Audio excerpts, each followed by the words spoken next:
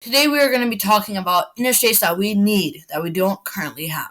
Before we begin, I was just wondering if you guys would mind subscribing. Most of you who watch this probably aren't subscribed, and if you would subscribe, it would help me out so much. That way I can keep on making better content.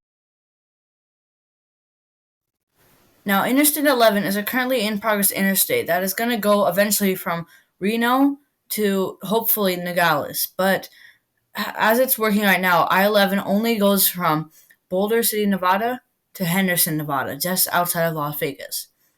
This interstate is sorely necessary because Nevada doesn't have a north-south interstate, and otherwise you have to go to I-5 or go really far up and go up I-15.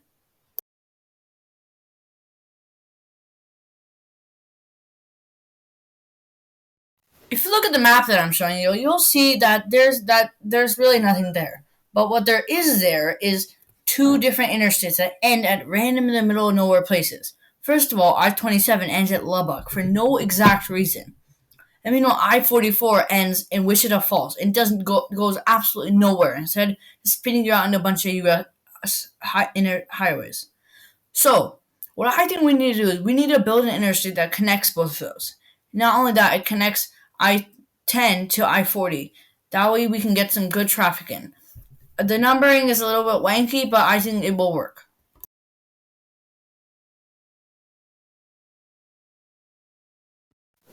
Now you're probably looking at this map and wondering why do we need this? Well, the whole reason I put this one, Interstate 51, on this list is because there's already an interstate that already goes kind of the way.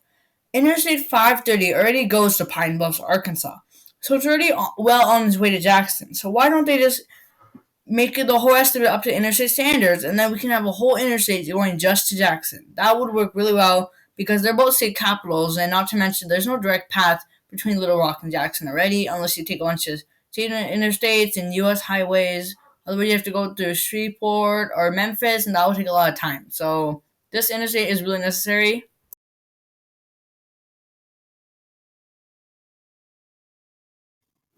Now I know we're all thinking after reading the name and looking at the map, why is it called Interstate 995? Well, the truth for that is because there's no other two-digit interstate names that would actually work.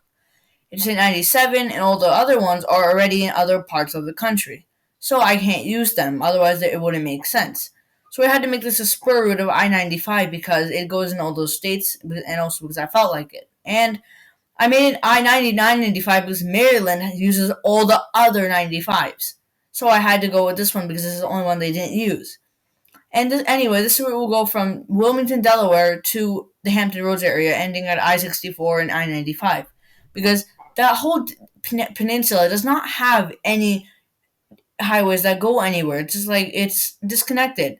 You either have to take US 13 up or you have to take Delaware 1 down, and it's not really convenient for anyone trying to go through it.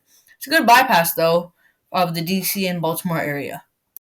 Before we go any further, I just want to let you guys know that I have a website on interstates, and I'm currently done with all interstates between 2 and 24, and it has information about what they should be signed for, what their route is, what their use is, and where they meet, like what highways and interstates they meet that are really important. So, make sure you go check it out. The link will be in the description. Thank you.